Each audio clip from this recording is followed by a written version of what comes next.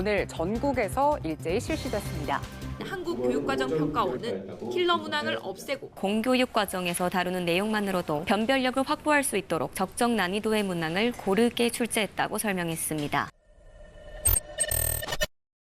다들 오늘 9월 모의고사 보느라 수고 많으셨습니다. 전반적으로 난이도가 어렵지 않았다는 평이 많은 것 같은데요. 이렇게 쉽게 나올수록 유독 좀 어이없게 실수하거나 아니면 아쉬움이 남는 문제들이 생기기 마련이죠. 문제가 너무 술술술 풀리다 보니까 평소 같았으면 뭐 더블 체크했을 문제들도 그냥 아무 생각 없이 신나서 풀다가 실수하는 경우들이 많은 것 같아요. 그리고 그렇게 틀린 문제들 나중에 해설지나 해설 영상 보면 또 너무 쉽잖아요. 이렇게 쉬운 걸 내가 왜 틀렸지? 하면서 그냥 실수라고 생각하고 넘어갈 확률이 굉장히 높습니다. 그런데 사실 엄밀히 따지고 보면요, 그게 실수가 아니었을 확률이 굉장히 높거든요. 이번 영상은 해설 영상은 아니고요, 여러분이 오늘 본 문제를 왜 틀렸을지, 어떤 생각들이 갑자기 들어서 그런 잘못된 풀이로 빠져들게 되는지 그런 부분들을 분석해보는 시간을 갖도록 하겠습니다. 자, 그리고 영상 마지막에 보시면 4호 수학 실전 기출 분석 강좌죠, 세이버의 초특가 할인 이벤트 정보도 드리니까요, 영상 끝까지 보시고 혜택도 챙겨가시길 바라겠습니다. 자, 제가 지금 살펴볼 문제는 21번 문제입니다. 아마 이전까지 문제 술술술 풀려서 신나게 풀다가 여기에서 좀 당황하신 분들 많으실 거예요. 해설 영상 보시면 아시겠지만 지금 이 문제가 그렇게 어려운 문제는 아닙니다. 근데 틀린 분들은 정말 수십 가지 이유로 틀리셨을 거예요. 이게 보면 실력에 따라서 틀린 이유들이 다 천차만별이거든요. 보통 일단 최고차 함계수가 1인 3참수 fx라고 했으니까 fx가 이렇게 x 세제곱으로 출발하겠구나, 이 정도까지는 다 생각할 수 있겠죠. 그리고 결국 이 식을 풀어줘야 되는 거잖아요. 자, 근데 얘를 보자마자 반응하는 방식에 따라서 사실 실력차가 굉장히 극명하게 드러난다고 볼 수 있습니다. 자, 이 중에서 가장 안타까운 케이스, 무지성 대입이죠. 그러니까 아무 생각 없이 fx를 x세제곱 더하기 ax제곱 플러스 bx 플러스 c 이런 식으로 그냥 계수에다 미지수 깔아두고, 여기 보시면 fk 플러스 2, 여기 fk 이렇게 있잖아요. 여기는 x 대신에 k 플러스 2를 대입하고 그리고 k를 대입해서 여기 이 식을 그냥 푸는 거예요. 그러니까 아무 생각 없이 그냥 fx식 내가 이렇게 만들었으니까 여기 그냥 대입해서 k에 대한 부등식 만들어서 풀어야겠다. 죄송하지만 이런 분들은 사실 5등급 이하의 실력이라고 볼 수밖에 없습니다. 그리고 이 문제를 지금 접근하신 분들은 사실 이 정도 실력으로 접근하시면 안 되죠. 그러니까 이 문제를 이런 식으로 접근하신다는 건 아마도 21번 전에도 웬만한 문제들에서 정말 어이없는 실수들을 많이 했거나 아니면 이번 시험을 쉽다고 느끼지 못했을 가능성이 너무 높아요. 혼자만 되게 어렵게 풀었을 테니까. 자, 그럼 이거보다 일반적으로는 보통 어떤 실수들 많이 하냐? 극한을 때리거나 아니면은 미분하는 학생들 굉장히 많습니다. 특히 아무 생각 없이 극한 보내신 분들 굉장히 많을 겁니다. 이 영상 보신 분들 많이 지금 뜨끔하실 텐데, 이렇게 양옆에 부등호 있는 거 보고 그냥 함수의 극한에 샌드위치 정리가 떠오르는 거예요. 그래서 여기도 리미트, 여기도 리미트, 여기도 리미트 다 때리는 겁니다. 그럼 리미트 어디로 보내냐? 뭐 보낼 게 없잖아요. 근데 여기 그냥 f'3이라고 하니까 그냥 일단 x에 3을 집어넣어 보는 겁니다. 이렇게 하면 뭐 나오겠어요? 아무것도 안 나오지. 그래서 여기서부터 생각을 더 전개하지 못하는 분들, 그리고 그냥 미분하는 분들이 있어요. 미분은 왜 해요? 이거 f'3 구하라고 했으니까 그냥 뭔가 얘네 다 미분을 해서 f'x에 대한 식을 만들어주면 되지 않을까? 얘 미분하면 2고 얘 미분하면 어떻게 돼요? 이런 식으로 그냥 미분한 식을 만드는 거죠. 애초에 부등식은 미분해서 이렇게 식을 성립시킬 수가 없거든요. 그래서 이런 식으로 접근하신 분들은 5등급까지는 아니지만 이분들도 사실 4등급 이하라고 볼 수밖에 없습니다. 자, 그리고 세 번째로 이렇게 접근하신 분들도 많았을 것 같아요. 평균값 정리 아닐까? 이게 왜 그러냐면 지금 여기 가운데 있는 식이 뭐예요? 결국 여기 위에는 y값 길이의 차이가 나와 있고 이 안에 있는 값들의 차이가 지금 이만큼 딱 떨어져 있으니까 평균 변화율 그 모양이잖아요. 그래서 k,fk에서 k 플러스 2, fk 플러스 2 이 두 점 사이의 평균 변화율로 볼 수 있는 거죠. 그런데 여기서 지금 f'3 얘는 순간 변화율이잖아요. 얘랑 얘가 나왔으니까 평균값 정리 아닐까라고 접근하신 분들, 이분들도 어느 정도 접근은 좋았어요. 하지만 지금 이 모양에서 f'3 미분계수 값을 정확히 구해내는데 보통 평균값 정리를 쓰진 않죠. 평균값 정리는 어떤 미분계수의 존재 가능성, 그 존재 여부를 물어볼 때 보통 이걸 많이 쓰고, 그리고 그 평균 변화율과 순간 변화율이 같은 점이 적어도 하나 존재하냐 존재하지 않냐, 평균값 정리에 대해서 명확하게 알고 있었다면 사실 이렇게 접근하지 않았을 거라는 거죠. 왜냐면 평균값 정리는 보통 어떤 미분계수 값을 직접 구할 때 쓴다기보다는 우리가 평균 변화율 값을 명확하게 알고 있을 때 그 값과 동일한 순간 변화율, 즉 미분계수의 존재 여부, 그런 걸 따질 때 이 평균값 정리를 활용하기 때문에 이걸 명확하게 알았다면 아마 이렇게 접근하지 않았을 겁니다. 그럼에도 불구하고 그냥 그 생각을 못했다면 이렇게 접근하신 분들은 여기다 대입을 해봤겠죠. K에다가 1을 집어넣어서 지금 뭐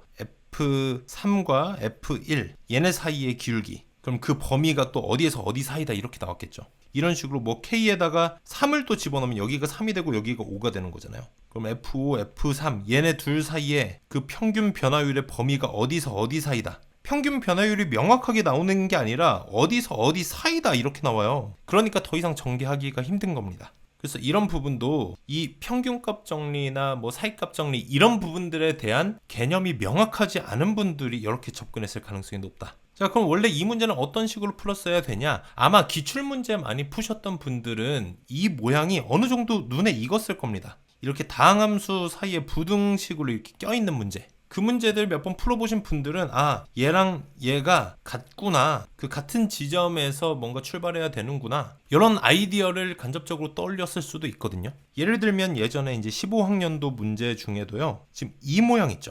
여기도 지금 fx가 1차식이랑 3차식 사이에 껴있잖아요. 근데 얘네 둘 다 보면요, 인수분해 했을 때 이렇게 x-1이 껴있고 실제로 마침 이렇게 그래프를 그려보면요, 그래서 둘 다 지금 1,0을 지나는 함수인 거예요. 여기가 1,0이라고 했을 때 기울기 6짜리 직선이잖아요. 근데 얘는 접하는 그래프가 나옵니다. 아래로 접했는지 위로 접했는지 모르겠는데 기울기가 같다는 거예요. 마침 아마도 얘가 지금 더 크다고 했으니까 위로 접했겠죠. 이렇게 그 사이에 fx가 있어야 되니까 이렇게 사이로 통과해야 된다. 아, 그러니까 fx도 지금 1,0을 지나면서 기울기가 여태 기울기 6이 되겠구나, 이렇게 접한다는 아이디어로 풀었던 문제들이 있는 거죠. 예를 들면 14학년도 문제에도 지금 이 모양 있죠. fx가 지금 2x랑 3x 사이에 껴 있습니다. 근데 얘는 사실 얘네 둘이 같은 게 아니에요. 이거 보시면 지금 1,2가 마침 지금 2x 위의 점이고 2,6이 마침 여기 3x 위의 점이라서 여기 사이에서 fx를 그려보면 여기서도 접해야 되고 여기서도 접해야 된다. 그래서 이런 모양이, 기출의 모양이 어렴풋이 기억나시는 분들은 아, 뭔가 얘네 둘이 같아야 된다든지 아니면 아, 접하게 만들어야 되겠구나, 그걸로 식 두 개를 만들어줘야 되겠구나, 이런 아이디어를 떠올릴 수 있었겠죠. 자, 그래서 그런 아이디어로 이렇게 접근하신 분들, 예를 들면 여기 2k-8 이런 직선이었겠죠. 기울기 2짜리. 그리고 저기 이참수 그래프, 뭐 얘네 둘이 이렇게 여기랑 여기에서 만난다고 했을 때 실제로 이 둘을 연립해보면 여기가 -2, 여기가 -1이 되거든요. 근데 그러고 보니까 어때요? 둘 다 접하진 않잖아요. 내가 본 기출문제들은 뭔가 -2, -1 이렇게 나오면 여기서 뭔가 접해야 되는데 이거 뭐지? 여기서 당황하신 분들도 뭐 많지는 않겠지만 조금 있을 거라고 생각합니다. 이런 분들은 지금 이 조건을 명확하게 분석하지 않고 이 모양만 보고 그냥 좀 기억에 의존해서 빠르게 접근하신 분들이죠. 그러면 실수도 굉장히 자주 할 수밖에 없습니다. 근데 이 문제 같은 경우는 문제의 조건에 모든 정수 K에 대하여 정수란 말이에요. 그래서 이게 항상 만족하는 게 아니라 정수 K일 때만 만족하기 때문에 이 2차식이 여기 K에다가 정수를 집어넣었을 때 이 2차식이 직선보다 위쪽에 있기만 하면 되는 거죠. 그러니까 이렇게 오히려 직선보다 아래쪽 있는 거를 굳이 걱정할 필요가 없는 거예요. 실제로 지금 이 부분은 정수랑 정수 사이에 있잖아요. 그럼 우리는 이 둘의 교점을 왜 구했는가? 웬만하면 얘가 다 컸을 테지만, 그쵸? 얘가 얘보다 위에 있었겠지만 얘네 둘이 같다면 지금 -2랑 -1일 때 x값이, 그때는 이 두 값이 같기 때문에 이 값도 샌드위치로 정해져 버린다는 거죠. 그걸로 식 두 개를 얻어내야 되는구나로 접근했어야 되는 문제였습니다. 자, 근데 여기서도, 여기까지 잘 와서도 이런 실수하시는 분들 꽤 있을 것 같아요. 아, 지금 -2에서 얘네 둘이 같고, 그리고 -1일 때 얘네 둘이 같잖아요. 이걸로 지금 x가 -1일 때, 그때는 여기 -1을 집어넣으면 어떻게 돼요? 1이랑 -1이죠. 그래서 f1이랑 f-1이 같구나. 얘도 뭐예요? f0이랑 f-2가 같구나. 얘네들이 함수값이 같다. 이런 실수하시는 분들, 이거는 1에서 3등급 정도 때 학생들이 전부 다 할 수 있는 실수입니다. 실력이 있어도 덜렁대시는 분들. 이게 얘네 둘이 함수값이 같은 게 아니었죠. 뭐예요? 여기가 지금 마이너스 2, 마이너스 12고요. 여기는 마이너스 1, 마이너스 10이거든요. 그럼 여기가 마이너스 2였을 때는 여값이랑 여값이 둘 다 마이너스 12였다는 얘기고, 그 말은 이 값이 마이너스 10이니까 지금 F0에서 F-2를 뺐을 때는 지금 2로 나눴을 때 마이너스 10이니까 오히려 뺐을 때는 2배에서 마이너스 24가 나와야 되는 거죠. 얘도 마찬가지로 얘네들 뺀 값이 2로 나눴을 때 10이 돼야 되니까 2배 하면 마이너스 20이다. 이렇게식 두 개를 이끌어냈었어야 된다는 거죠. 자, 그럼 이제 여기까지 왔으면 사실 다 푼 거나 마찬가지입니다. 우리가 fx식을 이미 알고 있잖아요. fx가 x세제곱 플러스 그 뒤에 뭐가 올진 모르겠지만 이걸 만약에 미지수로 다 둔다고 하더라도 미지수 몇 개요? 3개야.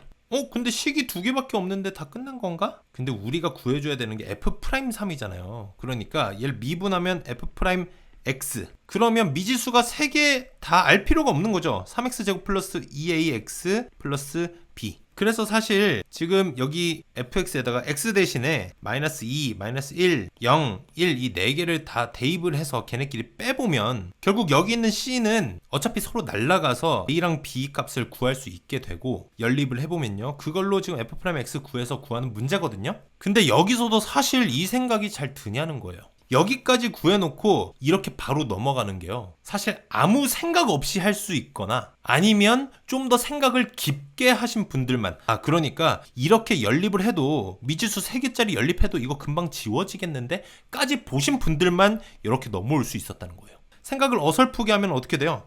이거 일단 나오긴 했는데 어차피 지금 미지수 3개니까 이거 식으로 푸는 건 아닌 것 같은데, 그리고 평가원이니까 이거 이렇게 미지수로 놓고 연립하는 것보다는 그냥 어떻게 그래프로 푸는 방법이 있지 않을까? 그러니까 여기까지 다 풀고 여기서 막힌 분들도 꽤 있었을 거다. 여기에서 이렇게 미지수 놓고 연립할 용기를 내지 못한 거죠. 그러니까 우리는 그냥 때때로는 아무 생각 없이 풀 수 있는 용기가 필요하다, 이런 얘기가 아니고요. 오히려 여기서도 연립할 수밖에 없는 이유를 찾아야 된다는 겁니다. 이렇게 미지수 놓고 식으로 써서 그냥 대입해서 푸는 문제구나라는 확실한 근거를 생각을 해야죠. 그러려면 각각 대입을 해봐도 어차피 여기서 대입하는 숫자들이 1, 마이너스 1, 0, 마이너스 2 다 되게 간단한 숫자들이고, 그리고 함수값들을 빼보면 어차피 상수항 C는 여기서도 C가 없을 거고 여기서도 C가 없겠구나.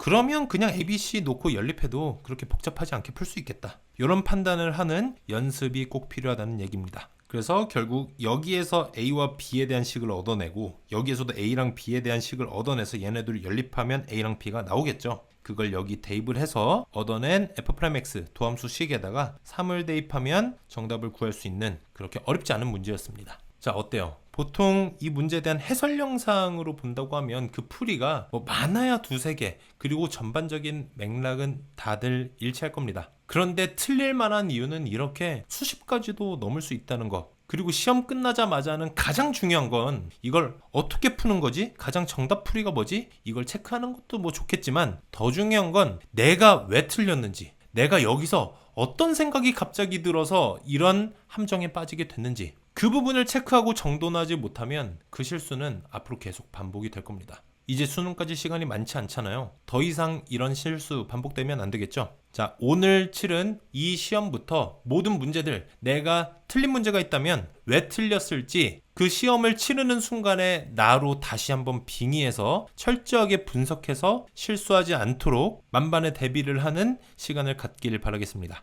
남은 기간 끝까지 열심히 달리셔서 꼭 원하는 성적 받으시길 바라겠습니다. 감사합니다. 이 강좌는 6월, 9월 수능평가원 기출문제에서 킬러를 제외한 사전 문항들 중심으로 구성을 했고요. 아까부터 계속 강조드렸던 논리구조와 개연성을 집중적으로 설명드리는 수업입니다. 특히 교재 모든 문제들과 사후수학의 기본 개념 레벨 1, 레벨 2 영상들 있죠? 이 기본 개념 영상들을 모두 링크 시켜놨거든요. 학년, 단원 상관없이 개념들 하나하나 다 연결해놨습니다. 문제들이랑. 그래서 기억이 안 나는 개념을 발견했어도 더 이상 찝찝해 하실 필요가 없어요. 바로바로 그 개념을 그 자리에서 10분 내로 복습할 수 있게 다 준비해놨거든요. 이게 얼마나 편하게 구멍난 개념들을 메워줄 수 있는지 직접 해보시면 알게 될 겁니다. 보기만 해도 성적 상승. 4, 5수학을 구독하시고 자동으로 실력을 올려보세요.